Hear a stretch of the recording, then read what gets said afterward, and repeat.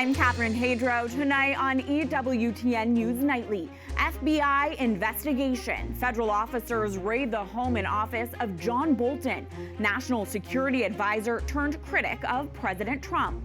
We have the latest. Cruel hoax. An opening mass for the school year at Villanova University is abruptly interrupted. Now the police and school officials are speaking out. Generating interest. The chairman of the Federal Reserve makes a major announcement, and it kicks off an instant response on Wall Street. Plus, seeking a fast solution. Pope Leo makes a request of the faithful around the world. We have a report from Rome. These stories and more tonight. From EWTN, the Global Catholic Network, this is EWTN News Nightly. Thank you for being with us on the Queenship of Mary Feast Day. Our top story tonight.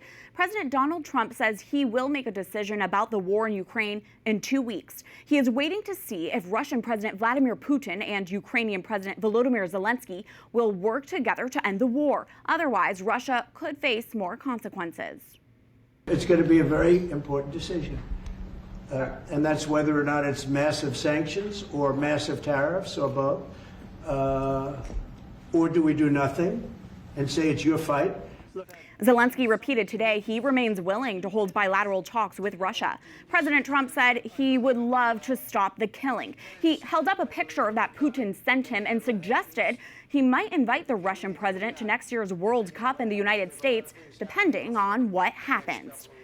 President Trump also spoke out several times today about the crime crackdown he initiated in the nation's capital. He says Washington, D.C. is now safe thanks to federal officers and the National Guard. And new tonight, the president says he plans to extend his crime crackdown to other cities, beginning with a major urban area in the Midwest.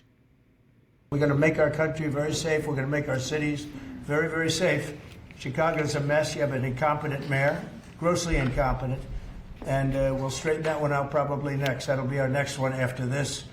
And it won't even be tough. President Donald Trump says people in Chicago are screaming for him to come rid their city of crime, just like he did in Washington, D.C. 0 murders in the last week since we've done this. That's the first time in memory that that's happened, if you can believe it, how pathetic that is to have to even say it. President Trump wants the D.C. mayor to clean up the city. And Mayor Bowser better get her act straight or she won't be mayor very long because we'll take it over with the federal government, run it like it's supposed to be run. Last night, the president spoke to the federal law enforcement agents and troops he deployed to help tackle crime. Vice President J.D. Vance also thanked the National Guard earlier this week. You've shown to Washington, D.C. that we can have safe streets again. We've just got to have the political willpower to focus on the bad guys and to give the American people back their communities. And when asked if the president would support concealed carry firearms in D.C. Well, they have it in some states and they feel strongly about it. As you know, I'm in favor of it. People have to protect themselves. I'm a Second Amendment person. President Trump says he's going to raise $2 billion from Congress to beautify the center of Washington, D.C. President Donald Trump also responded to today's FBI raid directed at his former national security advisor.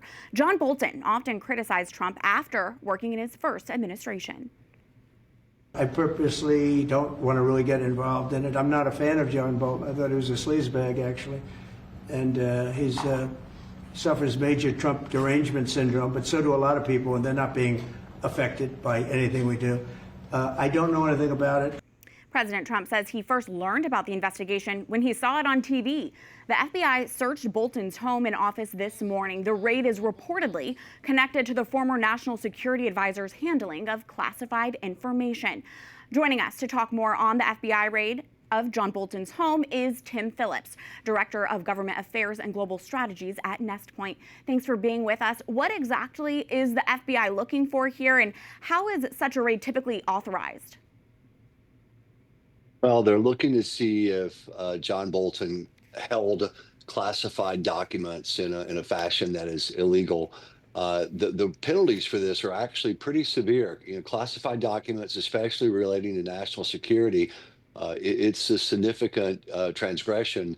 if in fact Bolton did that. You know, he was national security advisor to President Trump during the first term, so he had access to a lot of documents. So it would have been, I guess, the FBI working with DOJ, Department of Justice, that would have authorized this. The president is right. I'm sure he had nothing to do with this.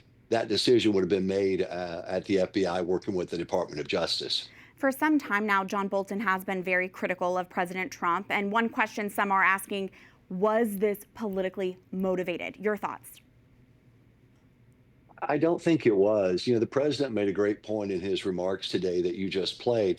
There are literally thousands of people in positions of power across the United States who attack this president all the time. Nothing ever happens to them. They go about their daily lives. There's no issue at all. So this is one individual. And it's an individual, again, who is the national security advisor for the president of the United States. And that's a significant position. And he would have had access to just about every national security related classified document. So if there's reasonable suspicion that he kept those documents in an improper fashion at his home, then this raid would have been justified without question. And Tim, clarify for us, is there anyone other than John Bolton who could be subjected to FBI raids? They haven't said on this particular issue, but I know that there are multiple investigations going on. That's been publicly stated of a lot of the national security and Department of Justice officials during the Biden administration, and even going back into some of the Obama years as well. So I suspect there are a lot of people that are nervous tonight if they did something improper, like holding classified documents. Tim Phillips, thank you. You bet. The chairman of the Federal Reserve slightly opens the door today to lowering a key interest rate. In his remarks in Jackson Hole, Wyoming, Jerome Powell gave no timetable to cut interest rates, adding the central bank will move cautiously. President Trump says lowering interest rates would help consumers and the economy. Wall Street took note of Powell's remarks. Today, the Dow soared 846 points to another record. The public might soon have access to unreleased files related to convicted sex offender Jeffrey Epstein. Republicans and Democrats on the House Oversight Committee are working together to obtain them. Capitol Hill correspondent Eric Rosales joins us with the latest on lawmaker efforts. Eric? Well, good evening, Catherine. Yes, the House Oversight Committee is expected to receive hundreds of documents today related to the Department of Justice's investigation of Jeffrey Epstein and the case against him. The release will mark the first wave of files to be sent to the committee in response to a congressional subpoena issued earlier this month. It seems as though it is movement in the right direction. And I do want to actually thank Representative Comer for actually making sure that the survivors' information is redacted. That's definitely a concern of ours. Epstein accuser family members say they want the Justice Department to start releasing the files. House Oversight Committee Chair Congressman James Comer says the panel will ensure victims will be protected. The Kentucky representative adds the committee will then make the files public. We're going to review and we'll work as quickly as we can. This is sensitive information. We want to make sure we don't do anything to harm or jeopardize any victims that were involved in this. But we're going to be transparent, and we're doing what we said we would do. We're getting the documents. Today's release is in response to lawmaker subpoenas. In this July memo, the Justice Department argues further disclosure is inappropriate and the files contain sensitive information about victims. A Democrat on the Oversight Committee says he doesn't think victims are who the DOJ is protecting. Why are rich and powerful men who abused young girls being protected? And what group is it that's so powerful that they have a hold on the United States government that we can't release this information? Representative Ro Khanna says he doubts the Trump administration will turn over all the documents today. He predicts it'll drag out the process. The brother of an Epstein accuser says he's worried about that too. He says he's advocating for his sister who took her own life this year. All we're asking these people to do is the right thing. That's all that she ever asked for, was just to do the right thing. And just moments ago, I did receive a statement from Congressman James Comer, chairman of the Oversight Committee. He says that he did receive thousands of pages of documents, and the Trump DOJ is actually releasing more documents than the Biden administration ever did. And he says that they are combing now through all these documents, and they will be made public as long as it does not hinder any future investigations. Catherine? Eric, switching gears, some Republican lawmakers announced they are not seeking re-election bids. Two in particular have been thorns in the side of President Trump. What can you tell us about that? Yes, they certainly have. That is Republican Congressman Chip Roy and Andy Biggs. Both announced that they are not seeking re-election. Both are members of the Freedom Caucus, and they fought President Trump and even Speaker Johnson on a number of issues, including government funding bills. Now, Congressman Biggs is running for governor of Arizona, while Congressman Chip Roy, well, he's running for Attorney General of Texas. He's ending a career in the House after 3 terms. Roy is joining the primary to replace Ken Paxton, who is challenging Senator John Cornyn for Senate. And Roy is once worked for Paxton, and he later became a strong critic of his. So a lot of moving parts up here on Capitol Hill, and that's the very latest. Catherine? Thank you, Eric.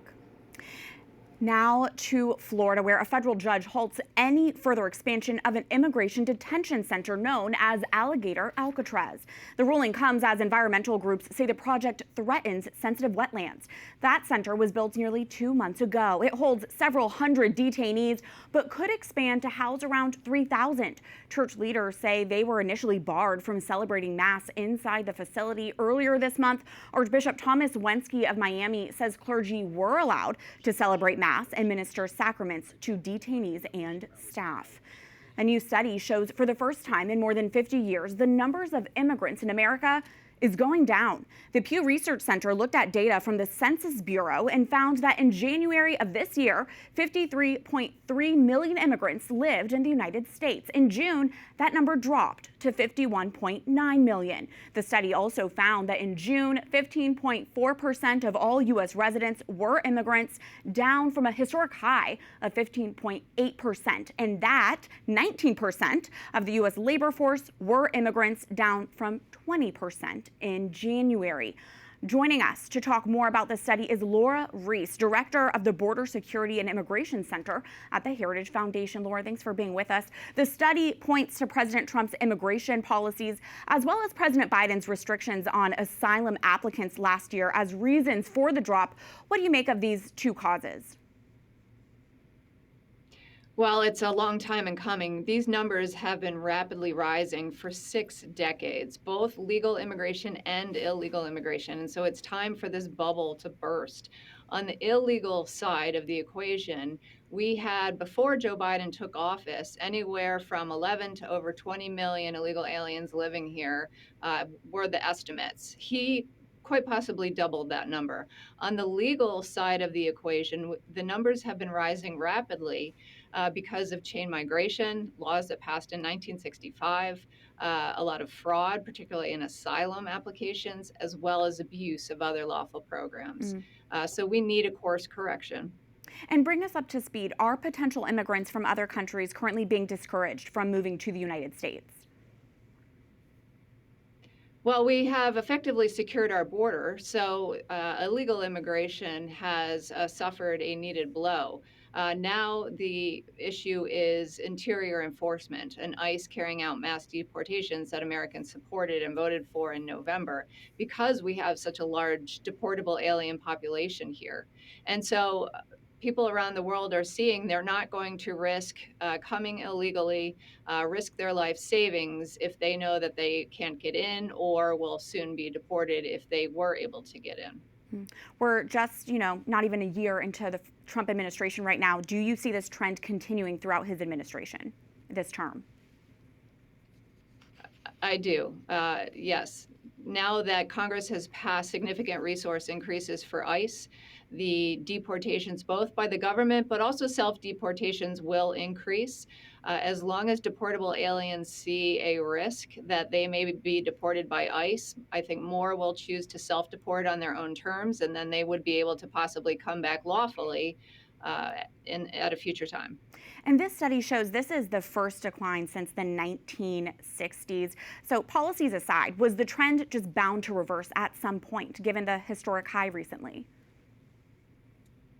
Well, it depends on the policies. I mean, if Kamala Harris had won, the open border policies would have continued and the number would have continued to rise.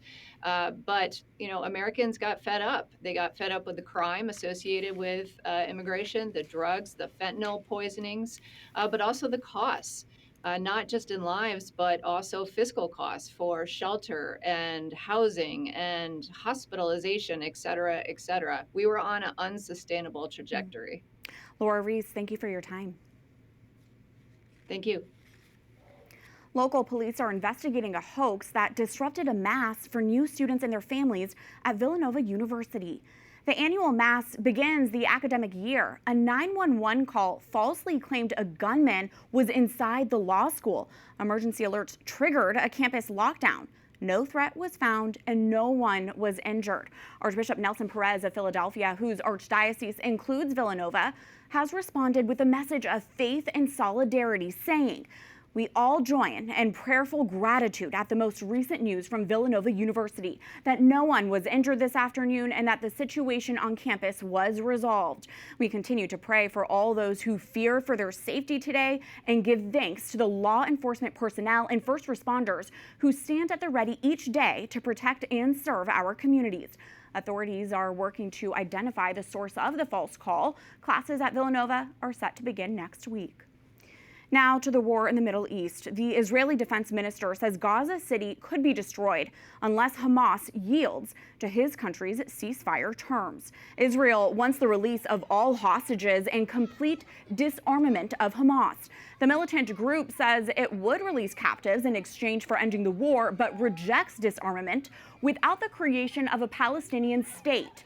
This comes as the world's leading authority on food crises declares famine is now occurring in Gaza City from violent fighting and an Israeli blockade. We have a lot more still to come on EWTN News Nightly, including class dispute. A judge in Texas weighs in on displaying the 10 Commandments in public school classrooms, and a closer look at the rise of cryptocurrency as a way to benefit faith-based groups.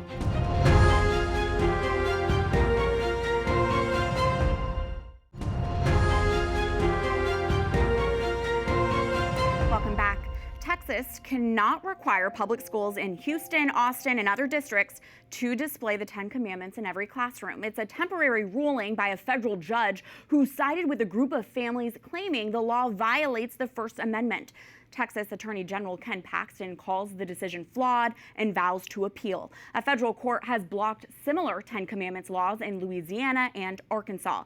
The issue is widely expected to reach the U.S. Supreme Court.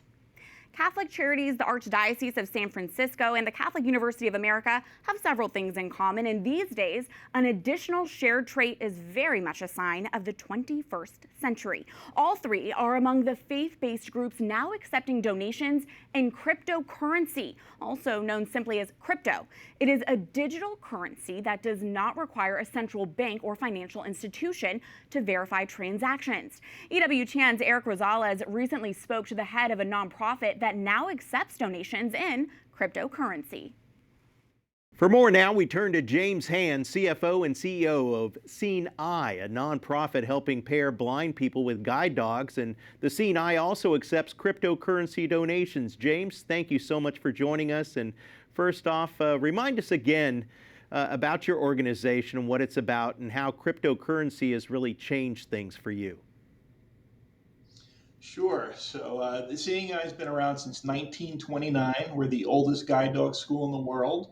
We're a 501c3 organization whose mission is to enhance the independence, dignity, and self-confidence of blind individuals through Seeing Eye dogs. We've established over 18,500 partnerships since our inception 96 years ago. And cryptocurrency, is a way to reach the youth out there. So there's a lot of young investors. We want to make sure we're not ignoring that demographic, and this is a good way to get them involved. And it's different than receiving a check or cash, correct, or even a credit card. Talk to us about that. Yeah, cryptocurrency is considered an asset, not a denomination of dollars or anything like that. So the way we do it is we've set up an account with the giving block, who actually receives the cryptocurrency from an individual's wallet, sells it immediately, and then we get the cash donation. And for the individual, it's a highly tax efficient way to donate, as they do get a nice tax incentive. They wouldn't have to pay capital gains taxes on that gift, which is a nice benefit. And do you see it growing? I mean, a lot more younger people doing it this way? Yeah, so the average donor age is about 65, and the average donor of cryptocurrency comes in at about 38. About half of U.S. investors under the age of 43 currently hold cryptocurrency, and that number is about 659 people across the globe right now. We've seen giving in cryptocurrency donations. Last year was about $1 billion. This year, it's already more than doubled, and we expect crypto philanthropy to be about $2.5 billion by the end of 2025. Yeah, it really seems like a lot of nonprofits are doing this. Catholic Charities and even the Archdiocese of San Francisco are now among the Catholic groups that are accepting cryptocurrency. And do you see it continuing this trend? And what advice do you have for other faith-based organizations on accepting cryptocurrency? Yeah, no, I think it definitely is the wave of the future. I think more and more individuals are getting involved in cryptocurrency. They expect the number to be 2 billion holders of cryptocurrency by 2030. As I said, the giving today is tremendous, and you want to make sure you're engaging the youth and not ignoring that demographic. And this is a good way, in general, to get to them.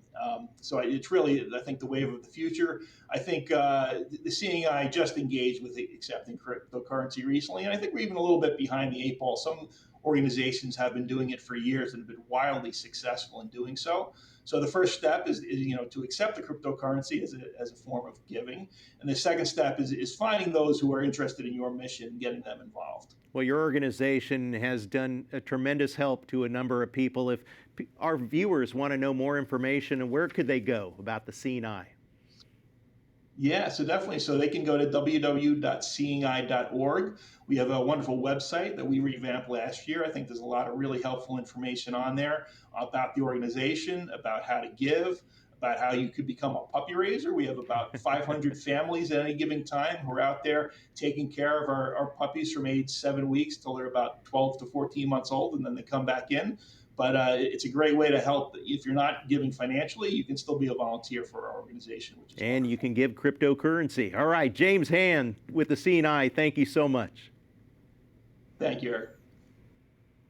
Up next on EWTN News Nightly, a plea for peace. What Pope Leo is asking all Catholics to do today to help bring peace to the world.